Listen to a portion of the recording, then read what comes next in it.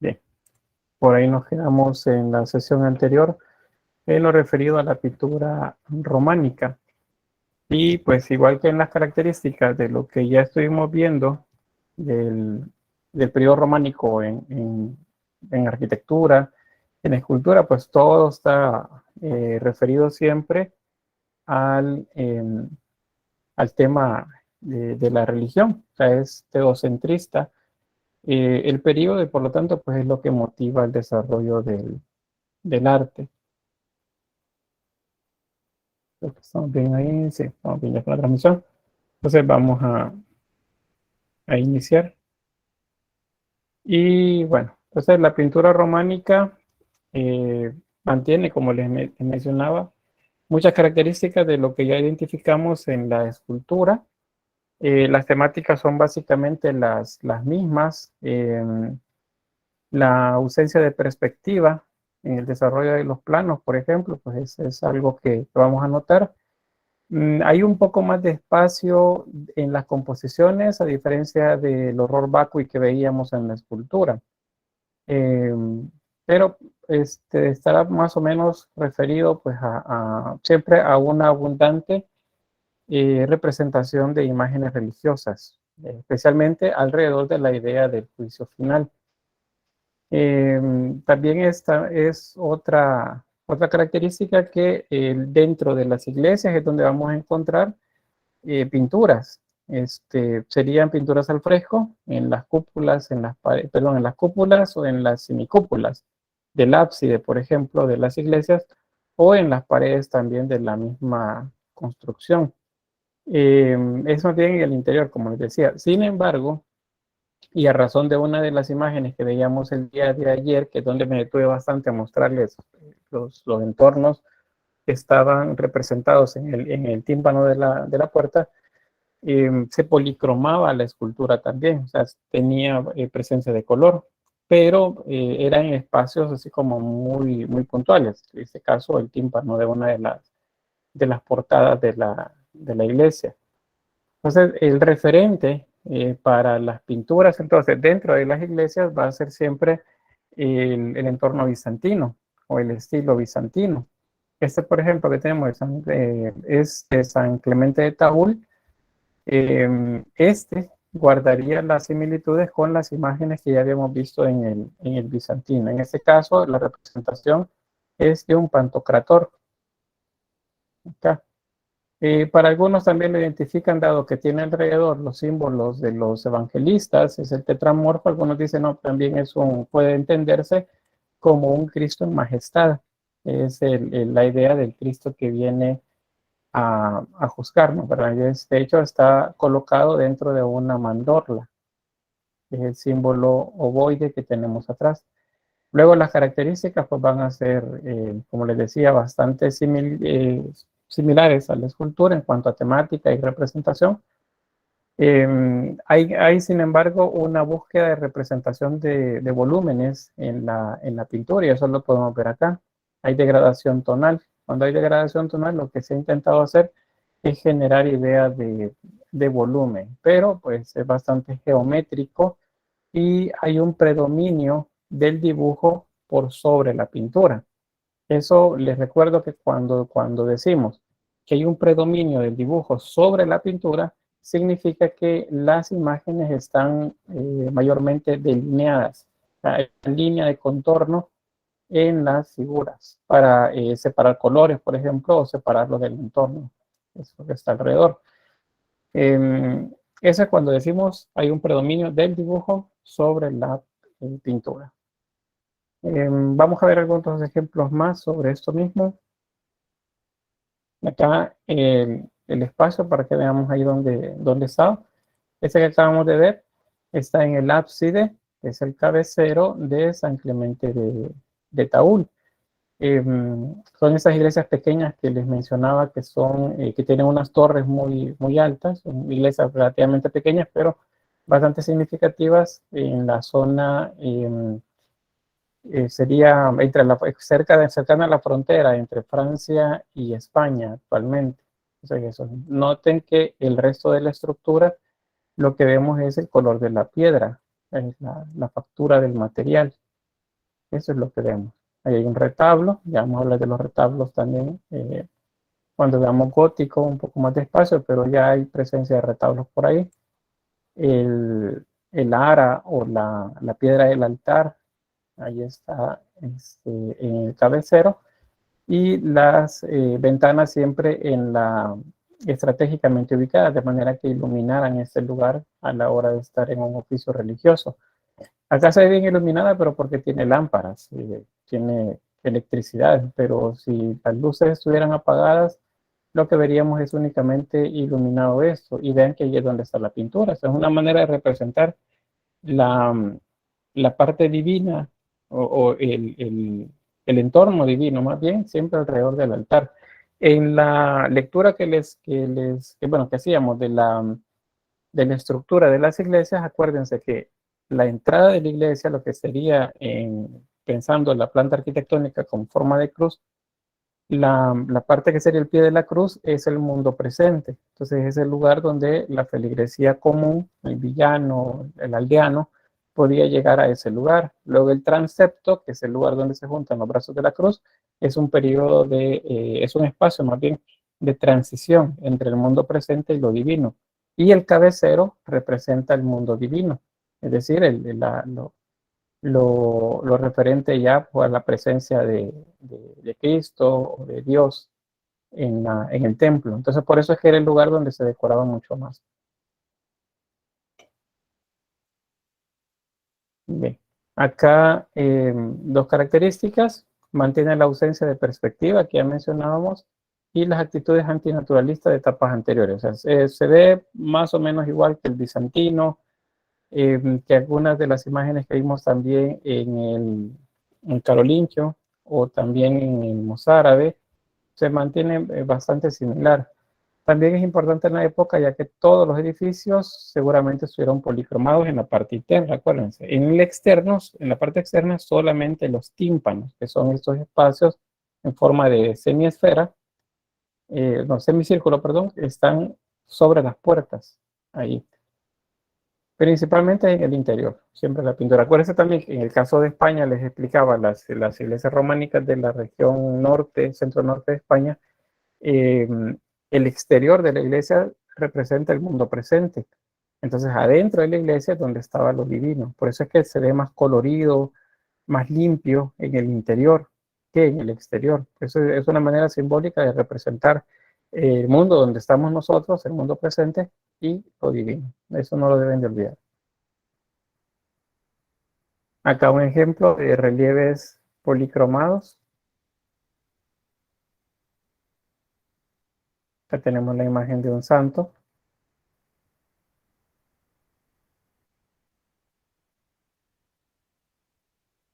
Y bajo de él está pisoteando un ser grotesco, podemos decir un demonio, en la parte inferior.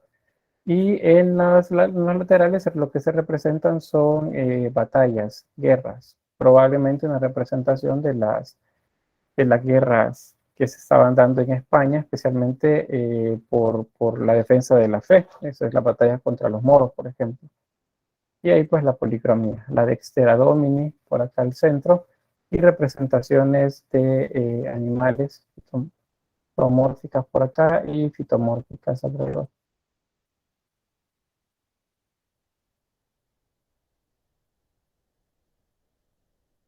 Acá. Otro ejemplo, esta creo que es siempre en las iglesias de Taúl.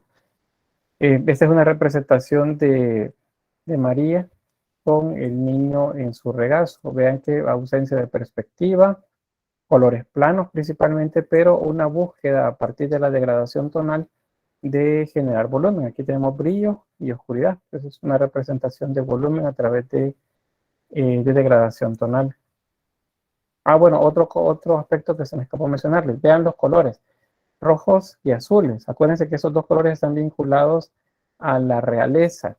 aunque el rojo eventualmente se identifica con lo malo, con el diablo, especialmente por la idea de que está en un lugar donde hay fuego y el fuego es rojo, el fuego es naranja, eso es algo aparte, es un símbolo aparte. En cuanto a la representación de María o de Dios Padre o de Jesús, siempre vamos a ver los que los representan con trajes rojos o azules, porque son símbolos de la realeza, por eso están por ahí. Acá también está en un trono.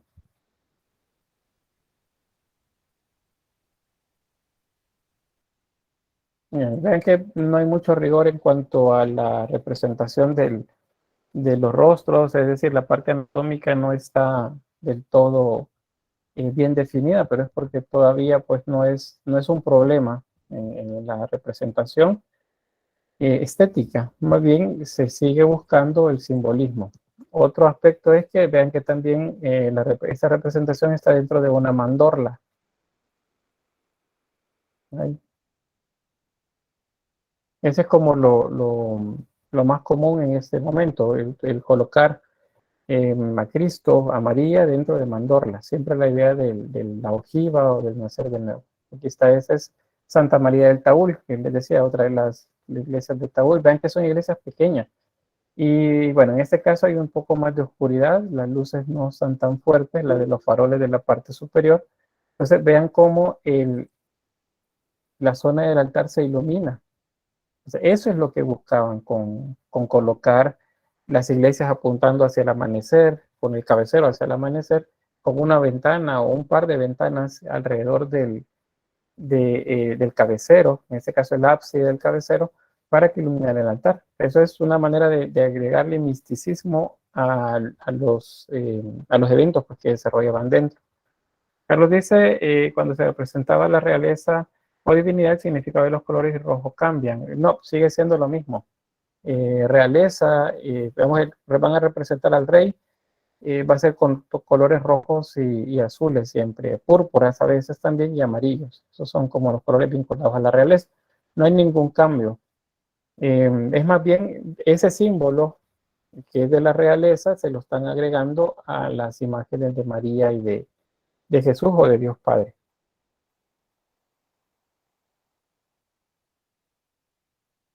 Bien, y luego pues algunos datos también siempre característicos que se dibujan sobre ejes verticales y horizontales de simetría. Ya les había hablado de la simetría para la construcción de las imágenes y que la línea es el elemento predominante, dibujando figuras y definiendo zonas donde se aplican colores. Por eso les decía, en estas imágenes de la pintura románica, predomina el dibujo sobre la pintura. Eso significa que están contorneadas, hay dibujo, mucho dibujo alrededor de las imágenes. Otro de los, bueno, esa que acabamos de ver es pintura al fresco. Acuérdense que la pintura al fresco se hace agregando repello e inmediatamente pintando encima de él para que seque al mismo tiempo y de esa forma se adhiera de mejor manera. La pintura al temple, este es un tipo de pintura que se hace o se prepara utilizando huevo para, para hacer la mezcla, como el vehículo para agregar el pigmento. También se le agregaba caseína, goma o una solución de glicerina, que es como con lo que hacían las velas. Y de esa manera se hacía una pasta de una consistencia similar a las témperas, es decir, es un poco cremosa la pintura. Y con esta, no es que lo estaban inventando aquí, lo que pasa es que se popularizó un poco con la necesidad de hacer pinturas que puedan moverse, que no estén solamente en las paredes, o sea, que se puedan hacer cuadros que luego puedan llevarse en procesión. Entonces, esa técnica ya se hacía en Egipto, en Babilonia también, en el arte micénico, griego y en Grecia como tal, pues también. Entonces, en Italia, con el paso de los siglos, es donde comienza a desarrollarse más ese tipo de pintura, por la necesidad que hay de hacer cuadros para las iglesias. ¿Cómo lo hacen? Pues se coloca primero, bueno, se prepara una tabla y esa se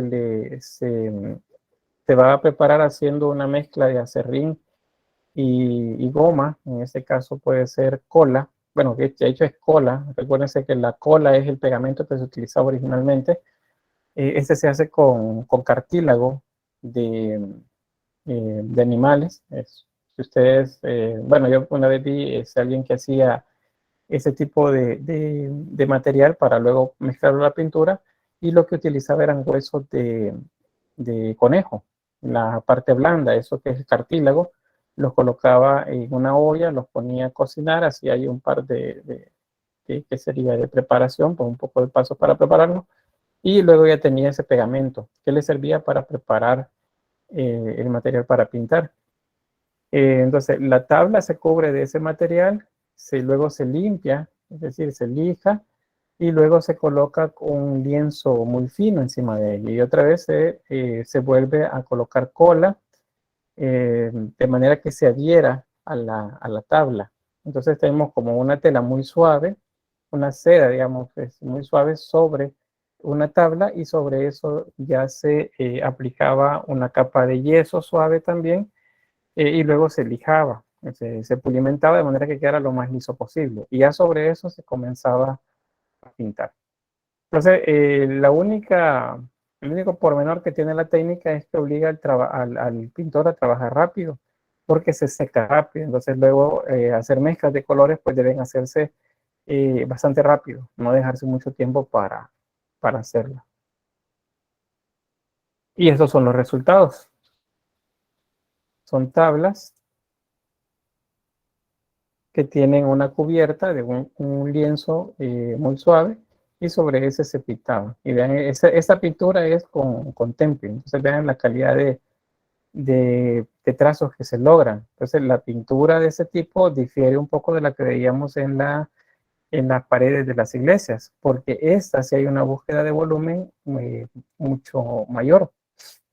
Y las imágenes también se van volviendo más alargadas, más delgadas. Eso significa también que al menos este cuadro estaría en la parte más tardía, o sea, ya en las últimas etapas o los últimos momentos del románico, ya para pasar a gótico, que es donde vamos a ver más imágenes como estas, como más delgadas. El modelo, por cierto, que utilizan para eso son los iconos bizantinos. Entonces, en Bizancio era como común este tipo de formas. Entonces, de ahí es donde se toma la idea y se comienzan a preparar de manera pues diferente. Este es otro ejemplo.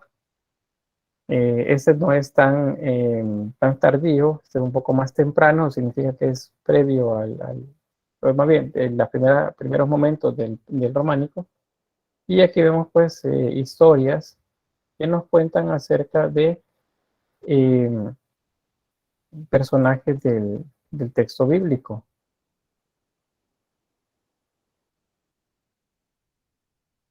¿Verdad? Solo que se transporta, por así decirlo, las imágenes para representarlos como si fueran en la época que está sucediendo. O sea, las personas se visten a la usanza de la época y se mezclan. Por ejemplo, esas togas fácilmente serían de la época de Cristo, pero este no. Igual este otro personaje en el centro, que es una representación de San Pedro, vean el tipo de traje que tiene. Y está colocado como un rey, o sea, está entronizado. Aquí tienen las llaves. Y ahí pues otras imágenes. Esta es como la representación, por cierto, de ¿cómo se llama esto? De cuando llevan a Cristo frente a Poncio Pilato. Lo acusan frente a Poncio Pilato. Acá. Esta otra puede ser una representación de Cristo encarcelado. Acá. Por eso los guardias ahí vestidos como si fuesen caballeros, con cotas y escudos y espadas alrededor. Bien. Esto dice, en línea de tiempo sucedieron al mismo tiempo que Bizancio. El románico corresponde a la última edad de oro de Bizancio. O sea, para la época en que el románico está en esplendor, Bizancio está entrando en una decadencia, aunque siempre hablamos de la tercera edad de oro en este caso, pero digamos que comienza a perder ese empuje que tenía Bizancio. porque tiene mucho asedio en la parte suroriente de los pueblos musulmanes bueno, otros problemas que tiene también con problemas de cultura de esa región, pero sí es contemporáneo, al menos de la última etapa de Bizancio. Bien, aquí parte de la pintura al fresco que ya les había mencionado. Acuérdense, la pintura al fresco se hace sobre pared. Eso es, se prepara la argamasa o el repello, se coloca el repello sobre la pared, en este caso la semicúpula de un ábside, y ahí se va colocando la pintura a medida que se va repellando. Vean ahí la Vesica Piscis, ¿dónde está? La mandorla, que es justamente eh, el espacio en la intersección de las dos esferas. Esa es la mandorla. Y bueno, ya les había explicado cuál es el origen. Aquí otro ejemplo de pintura al fresco. Este está en una cúpula o en una bóveda, es una bóveda. Y bueno, ahí tenemos el momento en que los ángeles le anuncian a los pastores que ha nacido un Salvador. Entonces vemos ahí los pastores, están alimentando, en este caso está alimentando un perro, ahí vemos cabras, ¿ya? Estos animales parecieran felinos. Acá, acá está un ángel con una trompeta y este otro que les dice a los pastores pues que ha nacido el Mesías. Eso es lo que está aconteciendo en eso que vemos en la imagen. Vean también que hay decoraciones fitomórficas, la flor de lis está ahí. La flor de lis es un símbolo muy importante dentro de las culturas antiguas, es un símbolo de vida y dentro del cristianismo con el paso de los años se convierte en un símbolo de la Virgen María, o sea, que sería la representación de la diosa madre, o sea, siempre está vinculado a, a eso. Otro tipo de pinturas que hay en el románico son las miniaturas. Acá les recuerdo que las miniaturas se denominan así porque son coloreadas o pintadas con un tipo de color denominado minio, que es ese naranja que ven ahí, pero se llaman miniaturas. Ahora, podría decir, mire, son miniaturas porque son de pequeño formato, pero ese pequeño formato realmente es grande. Estamos hablando de páginas de unos 50, 60 centímetros de largo. O sea, no son así miniaturas como se nos ocurriría a nosotros que cabrían, por ejemplo, en la palma de la mano. O sea, no es ese el caso. Miniaturas será porque son mucho más pequeñas que las pinturas al fresco, que las pinturas sobre madera, que son las de al temple, y estas pues sobre papel. Entonces vemos la misma temática, la misma idea de Cristo en majestad dentro de la mandorla y aquí sostenido por el tetramorfo. Vean ahí el ángel, que sería la representación del hombre, el águila, en este caso es un águila calva.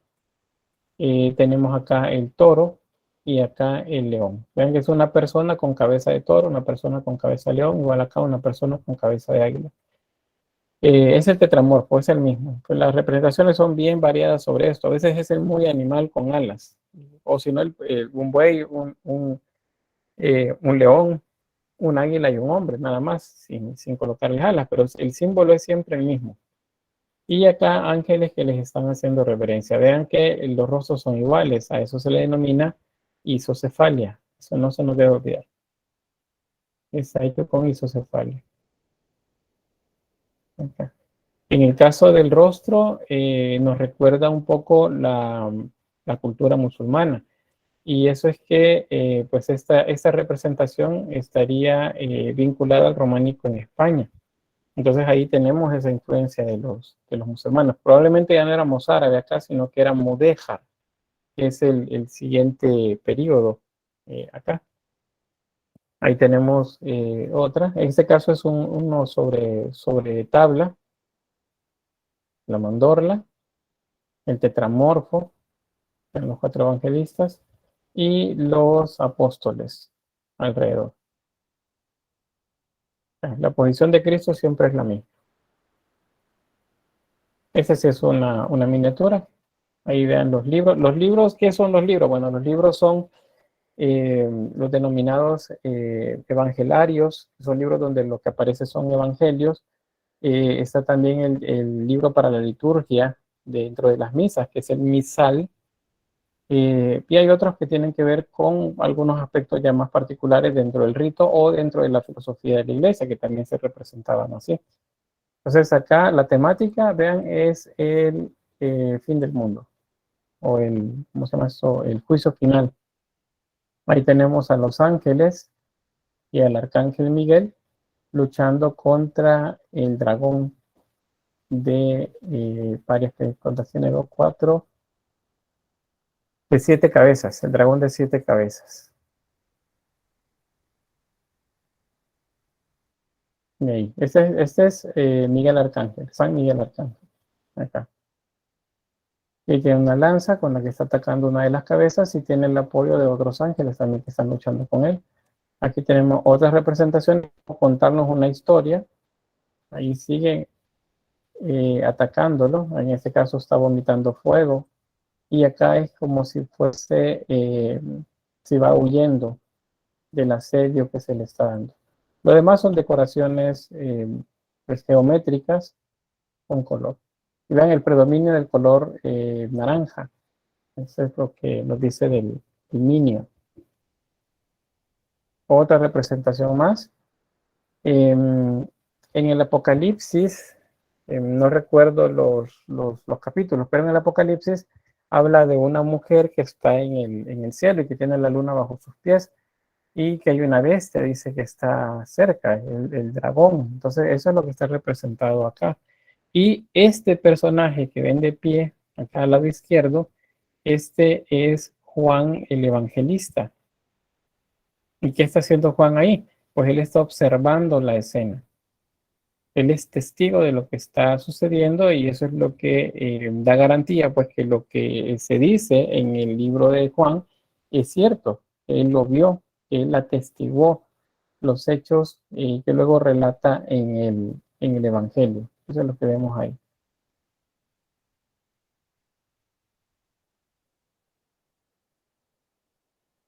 Otro más, siempre la lucha entre estos seres, en este caso es una bestia, no dice un dragón, sino que es otra de las bestias que menciona el Apocalipsis, que tiene 7 cabezas y que tiene cuernos también.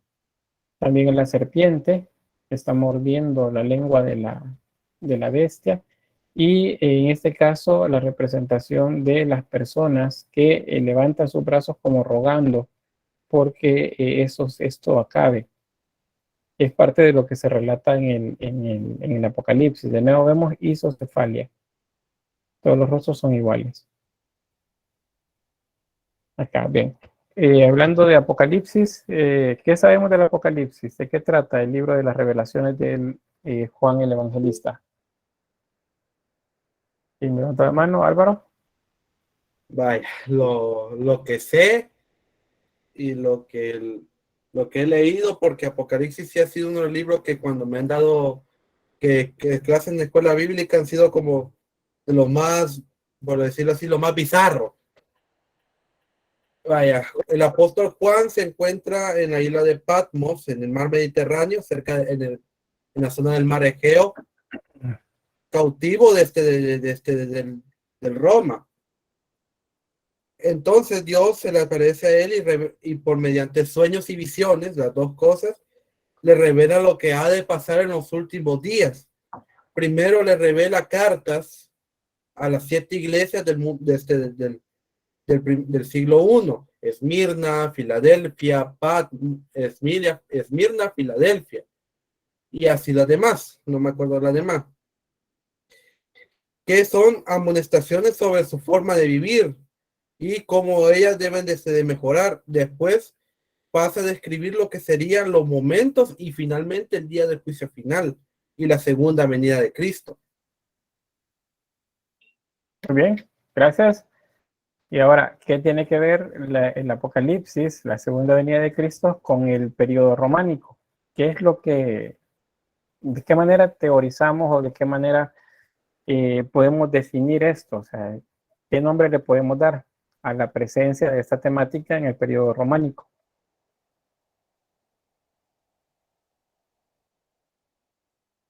Está fácil, fíjense.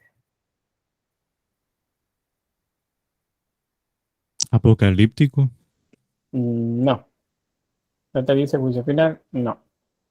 Milenarismo, por la Fundimientos. fecha que se cuenta de que tienen que pasar 1000 años para la venida. Muy bien, eso es justamente, es el milenarismo. El milenarismo es lo que sustenta todas esas temáticas. Lo mismo que veíamos en los tímpanos de las portadas románicas, de las iglesias románicas. Lo que vemos ahí es el juicio final. El Apocalipsis, diferentes escenas, pues están justificadas por el milenarismo, o sea, el miedo al cambio de milenio, que la iglesia lo utilizó para que la gente pudiera tener miedo y arrepentirse de las cosas que estaban haciendo. Que por cierto, no era solo la gente común, sino también las mismas personas que servían dentro de la iglesia. Porque acuérdense que hubieron reformas, eh, la gregoriana y la de Cluny. Estas iban sobre la vía de rectificar aquellas cosas que se estaban haciendo mal dentro de la iglesia. Entonces, esto tenía que ver con eso. O sea, era información que era también para los sacerdotes o los monjes también. Y bueno, lo que decían aquí Santiago, infundir miedo, y José no entendí muy bien lo de la pregunta. Bueno, era acerca de qué es lo que, o cuál es el nombre del, digamos, del momento y que ese momento justifica la utilización de imágenes como esta y la del tema del Apocalipsis. Y la respuesta es el milenarismo. El milenarismo es lo que nos lleva a pensar en el Apocalipsis. Y les recuerdo que hemos tenido dos milenarismos. El primero es el paso del año 900 al año 1000, o sea, siglo X al siglo XI, y el segundo es el paso del año 1900 a los años 2000. En este caso sería del siglo XX al siglo XXI, que es donde estamos. ¿Cuánto tiempo ha pasado de ese cambio? 22 años. Y por eso 22 años en tiempo histórico es mínimo, es una porción bien pequeña de tiempo.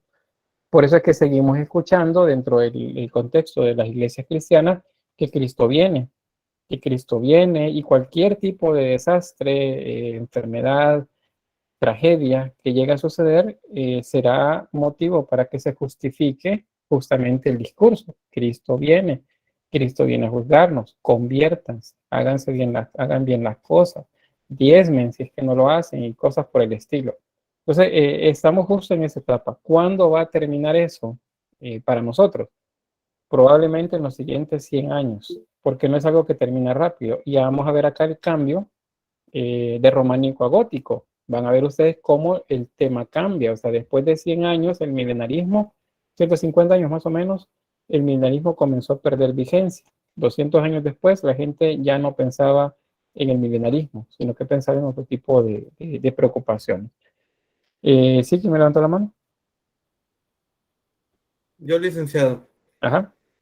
yo he ido a hablar, bueno, y también como quien dice, con conjeturas mías,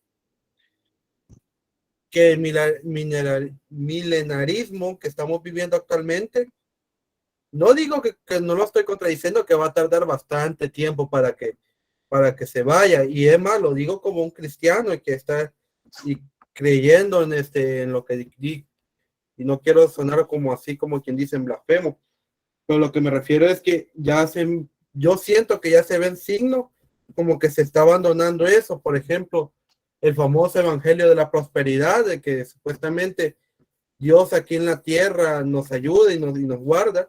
Sí, sé que hay muchos evangelistas de la prosperidad que son simplemente grandes vividores, pero por lo menos la existencia de ellos prueba que ya se está como disolviendo un poco ese miedo del mineralismo del año 1999 al 2000.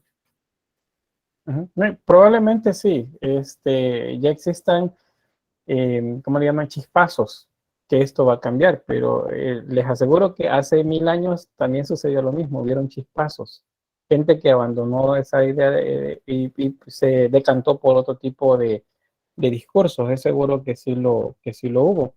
Pero para poder decir que en la Europa occidental al menos, eso terminó, pues habrán pasado entre 150 y 200 años, o sea, todo el periodo que corresponde al románico para pasar al gótico. O sea, cuando hablamos ya del año 1300, por ejemplo, eh, del año 1200, 1300, ya el tema es diferente y la realidad de la iglesia es diferente y la iglesia tuvo que reacomodarse porque todo esto que le pintaban a la gente, vean esto que estaba ahí escrito, esto no era para la gente común, acuérdense, los libros eran para los que podían leer. ¿Y quienes podían leer? Pues los monjes los creaban y ellos los mandaban a los lugares en donde enseñaban doctrina, o también un poco ¿qué sería? De religión para la aristocracia.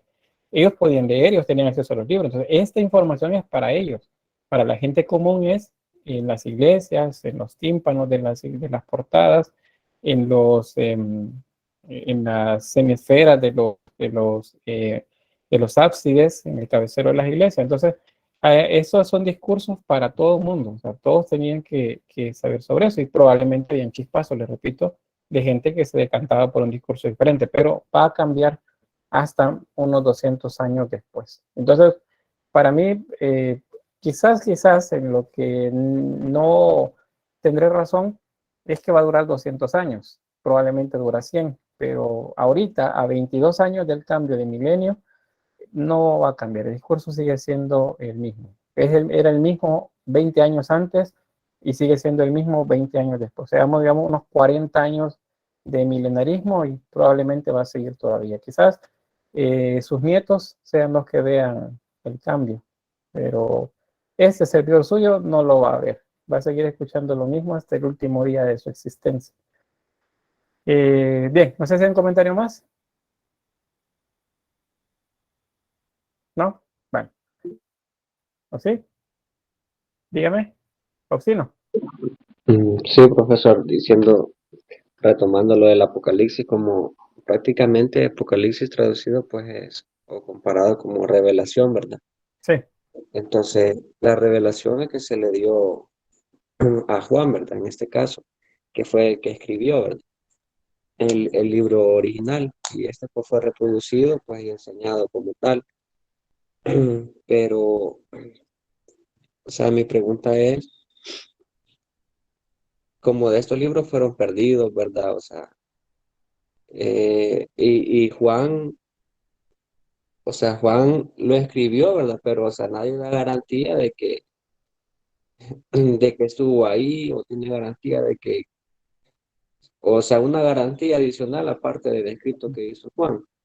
Sí, entonces ya esto también se le puede agregar gente que tal vez pudo haber agregado escritos de ellos, pero así como lo hacían los reyes, que cambiaban la historia protagonizando ellos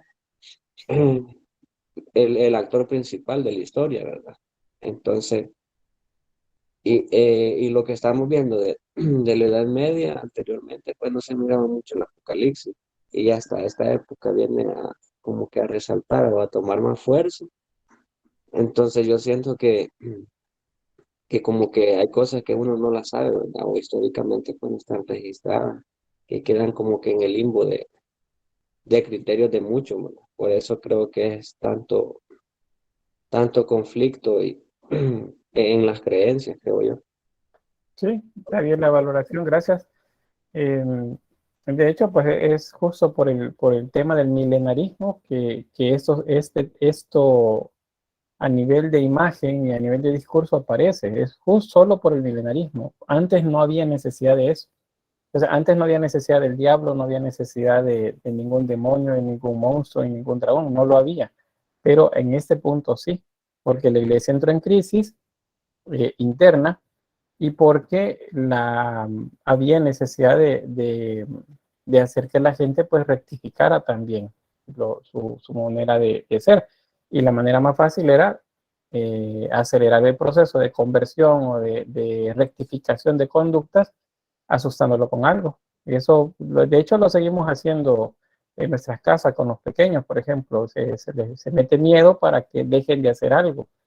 Eh, Igual las leyendas nuestras que tenemos son control sociales, tienen que ver siempre con lo mismo, la idea de meter miedo para que se deje de hacer una conducta. Entonces eso fue la motivación acá. Actualmente el discurso se mantiene, les decía, solo ha cambiado pues el contexto.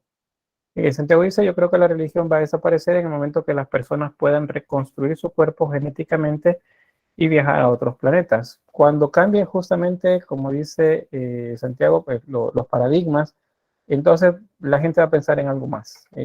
Ahorita pues no hay mucho diferente. Bueno, hay algunas teorías por ahí de las que se consideran conspiranoicas.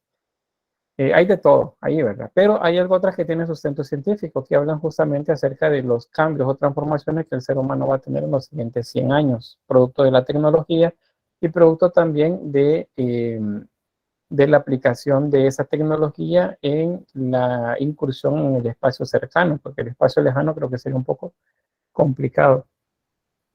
Dice acá, bueno, meterle miedo a los niños, me dice acá, Jonathan dice el hombre del costal y Matthew dice el coco, justamente, es con lo que le ponen miedo a los niños. A ustedes creo que el miedo que les pueden poner es que no van a va a haber una semana sin internet y ahí sí se asustan. De lo contrario, no creo que los asuste ni el coco ni el hombre del costal. ¿Y Álvaro?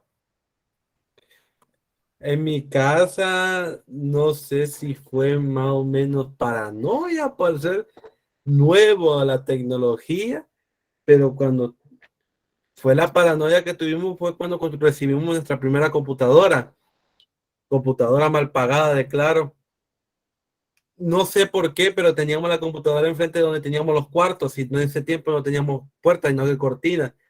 Mi hermano y yo teníamos la gran paranoia de que se iba a prender la computadora ella sola. Y de hecho una vez se prendió ella sola. Y descubrimos que era un programa que estaba haciendo conflicto en la computadora y se había puesto en modo suspensión. Pero pues chica, de vez de esa vez no pudimos dormir tranquilo. Teníamos que ir y tapar la computadora y desconectarla porque no podíamos dormir. Muy bien. Y como dice Santiago, es el gran miedo también de que se nos prendiera la cámara sola y nos viera durmiendo a mis hermanos y a mí. Eso está complicado. Pero eso imagino fue hace unos 10 años, si no es que más o menos por ahí. O hace poco. Como en el 2008. Sí, estamos hablando de 14 años, entonces sí, por esa época la tecnología comenzaba a llegar. Bien, leo algo por acá, Carlos Alfredo dice el apagón mundial, y Vicky dice no crea, las brujas me dan miedo. Bueno, sí, todos tenemos algo de lo que le tenemos miedo. Santiago dice o se prende la cámara sola. Vean, fíjense que voy a hacer un paréntesis, esto no tiene que ver con esto que estamos hablando, pero están hablando de los miedos y bueno, lo traigo a colación por la cuestión de la tecnología, que sería parte del contexto que tenemos diferente en el milenarismo que estamos viviendo al milenarismo del periodo románico. Y es que ustedes están hablando, dejen su celular cerca, hablen de determinado tema y luego revisen redes sociales y van a ver que les va a comenzar a aparecer temas relativos a lo que estuvieron diciendo. ¿Y por qué? Pues porque la dichosa ¿cómo se llama? El dichoso algoritmo que tienen los teléfonos, pues está haciendo su trabajo y nos está dando aquello que nosotros estamos diciendo. Eso sucede y seguramente tal vez no nos da miedo. Bueno, aquí no sí les da miedo, pero será porque no se entiende de qué trata, pero realmente son las inteligencias artificiales o algoritmos que traen los aparatos los que nos dicen de esto. De hecho, fíjense que yo tengo el teléfono aquí cerca, por cualquier emergencia, a veces me llama el jefe o cualquier cosa, tengo el teléfono cerca. Si yo reviso especialmente Twitter después de la clase y en esos días que estamos hablando de románico, me va a aparecer bastante. De hecho, hoy en la mañana estuve leyendo sobre románico, justamente porque me pareció bastante de románico. Aparecieron una de bestiarios y de cosas así, que eso se los mencioné en la clase anterior. Entonces aparecen por ahí. Pónganlo cerca de ustedes, hablen de un tema y van a ver que luego les va a aparecer publicidad. Es porque así funciona. O sea, no es nada extraordinario. Bueno, sí es extraordinario por cuanto nos dice el nivel de tecnología que se tiene. pero no es algo que si dijéramos que es cuestión del diablo, ¿verdad? Cosas por el estilo, aunque sí, bueno, yo de hecho soy uno de los que dicen esto no es de Dios, cuando veo que esas cosas pasan. Bien, voy a cerrar el paréntesis ahí y volvemos al románico. Solo leo por acá.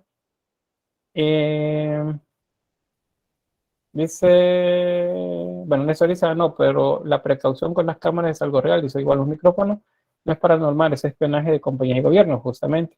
Luego el algoritmo de las recomendaciones de YouTube también.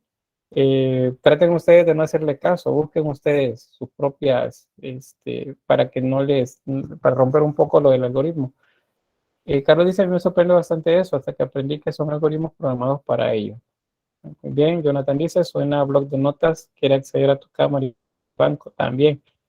De eso, reconocimiento facial, reconocimiento de voz también, y juegos de EA y Jonathan. Bueno, supongo que eso tiene que ver con lo que hemos estado viendo. Bien, avanzo. Otro tema, alguien que me diga cómo se llama esto, ayer lo vimos, cómo se llama la acción que están realizando acá el arcángel Miguel y que este sí ya tiene cara de diablo. Miren, este no es un demonio, este sí ya tiene la cara del diablo. Los demonios serían estos azules. No sé si han oído la expresión diablos azules. Es porque originalmente el color es azul. Aquí sí les debería el significado exacto por qué son azules, pero es un color que se usa para la representación de ellos en la época medieval. Bien. Psicostasis, dice Natalie. Muy bien, gracias. Eso es el término. Entonces, lo que vemos en la imagen es que se está realizando una psicostasis, o sea, se está pesando el alma de un cristiano, en este caso, para ver si se lo lleva el diablo, literalmente, o si se lo lleva Dios. Entonces, vean, la imagen no deja de ser tanto grave, digamos, por lo que sucede. Imagínense la gente de esta época que lo veía, pero también no deja de ser un tanto cómica también la misma escena, porque acá está Miguel señalando el alma del cristiano y en el otro extremo de la balanza hay un pequeño demonio, ¿vean? Es azul. Y el otro demonio que está acá está jalando la balanza. ¿Por qué? Porque el alma pesa más, entonces quieren ganársela, entonces hacen trampa. Eso es lo que está representando acá. Están haciendo trampa. Vean que el rostro, un tanto diferente a los que veíamos en la clase anterior, este tiene cara de felino. Y también este diablo está apoyando la mano sobre la cabeza para hacer más fuerza. O sea, están haciendo trampa para ganarse esta alma. Pero él le dice que no haga eso. Vean la mano derecha. Es y también el rostro lo está reprimiendo, o sea, le está regañando, por así decirlo. Y del otro lado, aquí vemos un ángel que está llevando hacia San Francisco de Asís, que tiene en sus manos las llaves de San Pedro, está teniendo un alma que la está llevando. Vean que son como niños. Acuérdense, la idea es volver a nacer. Ese es simbólicamente lo que se representa de esta forma. Por eso las almas parecieran como si son niños. Y ahí, bueno, esta es una escena bastante interesante. Hay otras más y el tema, como le digo, en pintura y especialmente en miniaturas es bastante abundante. Aquí tenemos otro más. Ahí tenemos al Arcángel Miguel o San Miguel Arcángel. Aquí tiene una cabeza de que es la representación de un cristiano, pesa más, significa que lo ha ganado Dios, pero este diablo con cara de enojado está haciendo trampa. Se prende de la balanza de manera que esta pese más, pero aún así el peso de las buenas obras es tanto que levanta aún al diablo con todo y la balanza. Entonces, esos son de esas imágenes como muy interesantes. Rosa dice, tú al cielo o al infierno. Es justamente, ese es lo que nos representa la psicostasis. Melinda dice, la cara del diablo es de una cabra. Vamos a ver, supongo que era esta. Esta es la que me preguntaba, Melinda. Vamos a hacer un acercamiento. El término que se usa es macho cabrío. Ese es el término. no una cabra. Cabra suena femenino, ¿verdad? Pero el término que se usa es macho cabrío. Y acuérdense que el macho cabrío también se hace como una mezcla también de él con ese personaje, el fauno, el que acompaña a Dionisio. Entonces, esa es parte de la iconografía que se le da al diablo, ¿verdad? Los cuernos, las orejas, bueno, la barba, acuérdense, las cabras tienen barba. El color oscuro, les recuerdo que tiene que ver con el color oscuro de las culturas contra los que estaban luchando los europeos cristianos en este momento, que serían los musulmanes, y por eso el color. Tanto estos diablos azules o demonios azules tienen en los codos y en las rodillas como manera de pezuñas, uñas o espinas que les brotan del cuerpo. Okay, bien, avanzo a la siguiente. Y bueno, una de las últimas imágenes que veríamos por acá. Otra vez la psicostasis acá. Ahí tenemos el arcángel Miguel, que está haciendo lo mismo. Vean siempre la idea de que los demonios hacen trampa. Miren, como manera de palo, está escondido atrás de la falda del demonio, mientras San Miguel Arcángel hace el trámite, por así decirlo, con el demonio de sopesar el alma. Este otro está haciendo trampa acá, tratando de ganar esta alma, que otra vez tiene el tamaño y la apariencia como de un niño. Acuérdense, es el volver a nacer. Esa es la idea acá. Y bueno, el rostro también guarda relación un poco con lo que ya hemos visto, aunque este no tiene cara como de macho cabrío. Ese es diferente. Es un rostro así un poco grotesco, los ojos desorbitados, y siempre cuernos, orejas grandes y el color de piel oscuro. Acá, en este caso también son oscuros. Y este otro, acá, este grande, esta boca grande que se abre con muchos dientes y colmillos, esas son las fauces del Leviatán. Ayer les mencionaba también el Leviatán, que lo menciona Job, lo menciona también, creo que en 2 ocasiones más en el Antiguo Testamento. No recuerdo si en el Apocalipsis también se menciona, pero en todo caso, el Leviatán es una de las analogías que se hacen a la bestia de la que habla el Apocalipsis. Entonces, por eso aparece ahí. Es una bestia que está alimentándose de aquellas almas que son condenadas. Ahí ven, acá, esos demonios en ese caso son peludos, vean, parecen animales con mucho pelo, siempre con cornamenta. Vean que pueden volar, tienen alas.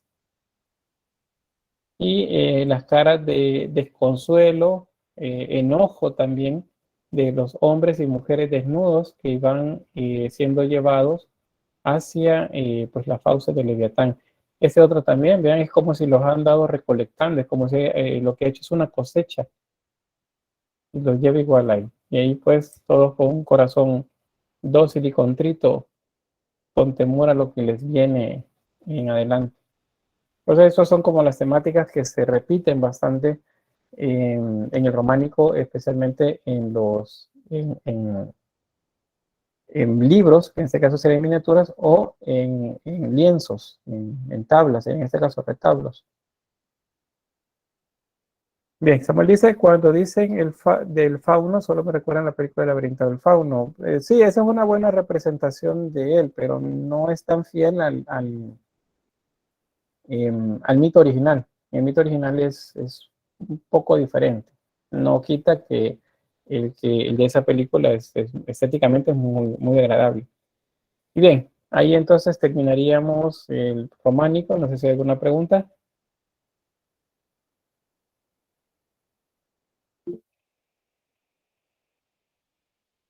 Sí, Mabel. Con respecto a Leviatán, yo había escuchado algo hace poco en YouTube, que Dios había creado la pareja del hombre y la mujer. No sé si los dos se llaman Leviatán, pero Dios mató a la mujer, mató a la hembra eh, para que no se reproducieran más, por decir, más leviatanes y que dominaran el mundo y no vivieran los humanos. y que supuestamente el Leviatán lo mandó al, al fondo de la mar y que supuestamente hay teorías que sí existen y cosas así, que unos lo confunden con el monstruo del lago Ness o cosas así. No sé si haya escuchado eso usted. ¿Cómo no? Sí, justamente la temática que está tratando el estudiante que tengo en técnicas de investigación cerámica, que es cerámica escultórica, es justamente el tema del Leviatán. Y pues él justo me relataba eso, de los dos Leviatanes. Uno vinculado al bien, otro vinculado al mal, o macho y hembra también. Sí lo he escuchado, no sé tanto así a profundidad, pero sí aparece relatado que son dos.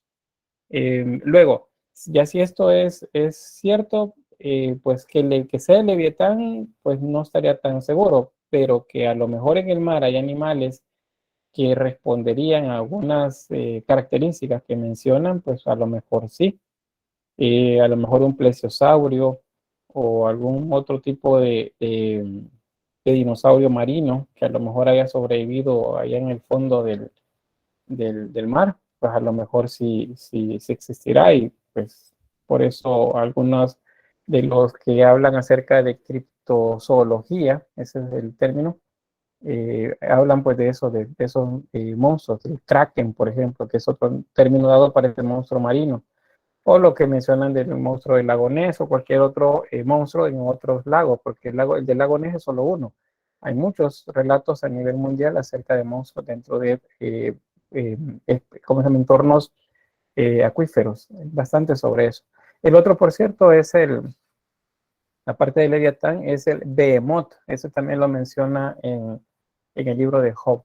Y lo utilizan en la iconografía los artesanos pues, para darnos esa idea del mal que nos va a comer si no hacemos las cosas bien.